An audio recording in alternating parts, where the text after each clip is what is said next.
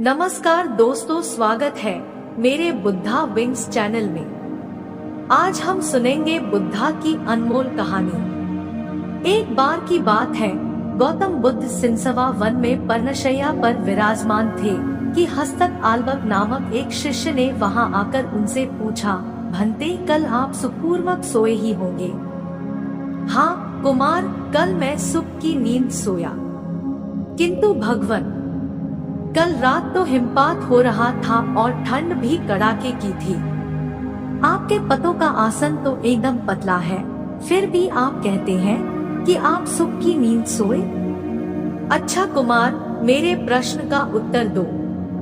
मान लो किसी गृहस्थी के पुत्र का कक्ष वायुरहित और बंद हो, उसके पलंग पर 4 अंगुल की पोस्तीन बिछी हो, तकिया कालीन का हो तथा ऊपर वितान हो और सेवा के लिए 4 भार्याएं तत्पर हो, तब क्या वह गृहस्थी पुत्र सुख से सो सकेगा? हाँ भंते, इतनी सुख सुविधाएं होने पर भला वह सुख से क्यों न सोएगा?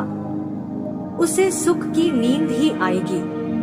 किंतु कुमार, यदि उस गृहस्थी पुत्र को रोग से उत्पन्न होने वाला शारीरिक या मानसिक कष्ट हो, तो क्या वह सुख से सोएगा?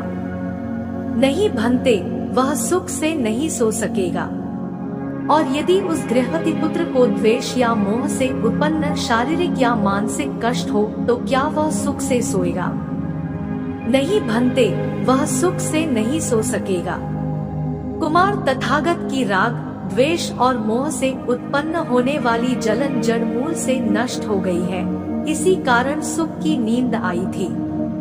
वास्तव में नींद को अच्छे आस्तरण की आवश्यकता नहीं होती।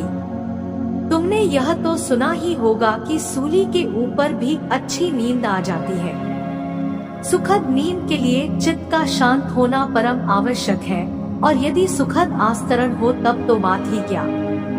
सुखद नींद के लिए वह निश्चय ही सहायक होगा। नमस्कार दोस्तों, स्वागत है मेरे बुद्धा विंग्स चैनल में। आज हम सुनेंगे बुद्धा की अनमोल कहानी, अमृत की खेती। एक बार भगवान बुद्ध भिक्षा के लिए एक किसान के यहाँ पहुँचे।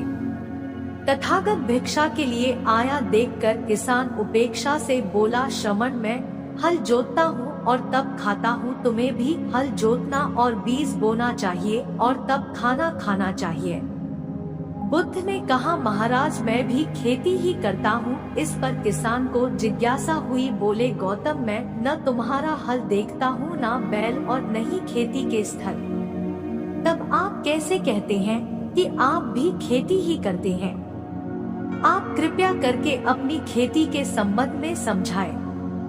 बुद्ध ने कहा, महाराज मेरे पास श्रद्धा का बीज, तपस्या रूपी वर्षा, प्रजा रूपी जोत और हल है, पाप भीरुता का दंड है, विचार रूपी रस्सी है, स्मृति और जागरूकता रूपी हल की फाल और पेनी है भी है। मैं वचन और कर्म में संयत रहता हूँ।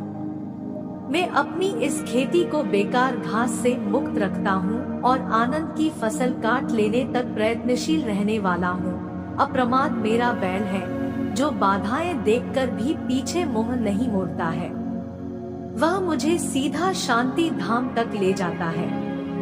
इस प्रकार मैं अमृत की खेती करता हूँ। इस कहानी से हमें यह सिखाती है कि आप अपने मेहनत और ईमानदारी से कोई भी कार्य करते हैं तो आपको उसका फल जरूर मिलता ही है।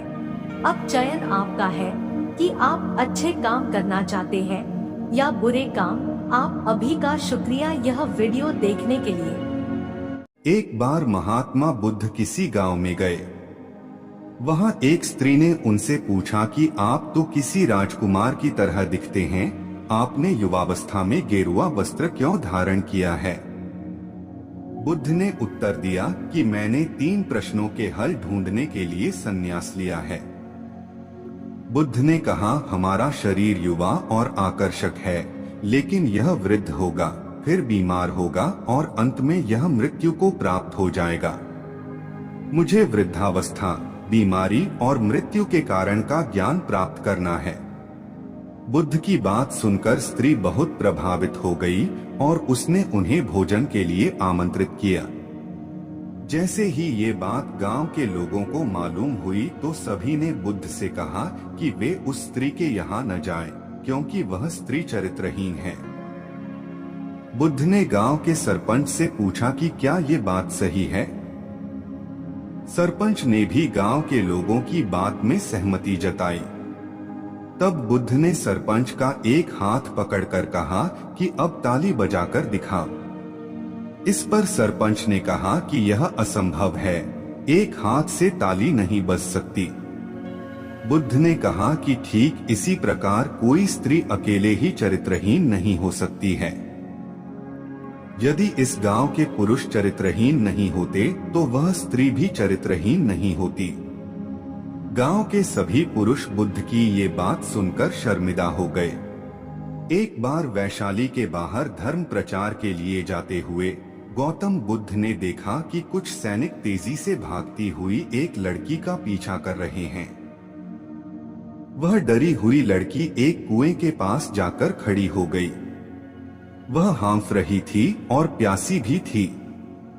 बुद्ध ने उस बालिका को अपने पास बुलाया और कहा कि वह उनके लिए कुएं से पानी निकाले, स्वयं भी पिए और उन्हें भी पिलाए। इतनी देर में सैनिक भी वहां पहुंच गए। बुद्ध ने उन सैनिकों को हाथ के संकेत से रुकने को कहा। उनकी बात पर वह कन्या कुछ झेंपती हुई बोली, महाराज, मैं एक अछूत कन्या हूँ। मेरे कुएं से पानी निकालने पर जल दूषित हो जाएगा। बुद्ध ने उससे फिर कहा, पुत्री, बहुत जोर की प्यास लगी है, पहले तुम पानी पिलाओ। इतने में वैशाली नरेश भी वहां आ पहुंचे। उन्हें बुद्ध को नमन किया और सोने के बर्तन में केवड़े और गुलाब का सुगंधित पानी पेश किया। बुद्ध ने उसे लेने से इनकार कर दिया। बुद्ध ने एक बार फिर बालिका से अपनी बात कही। इस बार बालिका ने साहस बटोरकर कुएं से पानी निकलकर स्वयं भी पिया और गौतम बुद्ध को भी पिलाया। पानी पीने के बाद बुद्ध ने बालिका से भय का कारण पूछा। कन्या ने बताया, मुझे संयोग से राजा के दरबार में गाने का अवसर मिला था।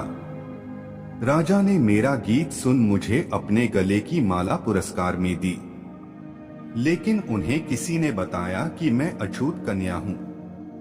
यह जानते ही उन्होंने अपने सिपाहियों को मुझे कैद खाने में डाल देने का आदेश दिया। मैं किसी तरह उनसे बचकर यहाँ तक पहुँची थी। इस पर बुद्ध ने कहा, सुनो राजन, यह कन्या अछूत नहीं है, आप अछूत हैं। जिस बालिका के मधुर कंठ से निकले गीत का आपने आनंद उठाया, उसे पुरस्कार दिया, वह अछूत हो ही नहीं सकती। गौतम बुद्ध के सामने वह राजा लज्जित हो गए।